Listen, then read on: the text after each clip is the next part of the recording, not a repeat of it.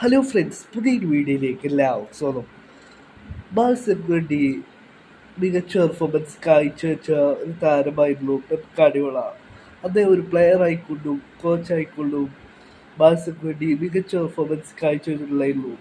2001 വരെ ബാഴ്സയ്ക്ക് വേണ്ടി കളിച്ചിട്ടുള്ള താരവും ബാഴ്സയ്ക്ക് വേണ്ടി മികച്ച പെർഫോമൻസ് ആയിരുന്നു കാഴ്ചവെച്ചത്.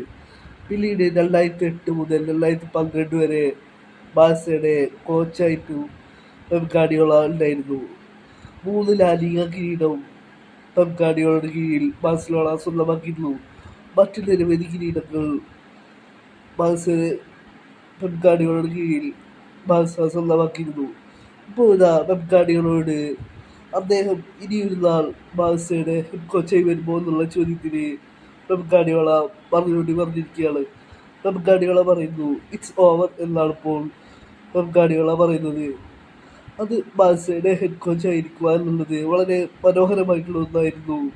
ഇറ്റ്സ് ഓവർ, ഇനി ഒരിക്കലും ബാഴ്സയുടെ കോച്ചായി തിരിച്ചു വരില്ല എന്നാണ് ഇപ്പോൾ പെപ് ഗാർഡിയോള പറഞ്ഞിരിക്കുന്നത്. വളരെ മനോഹരമായിട്ടുള്ള ഒന്നായിരുന്നു ബാഴ്സയുടെ കോച്ചായി നിന്നിരുന്നത് എന്നാണ് ഇപ്പോൾ പെപ് ഗാർഡിയോള പറഞ്ഞിരിക്കുന്നത്.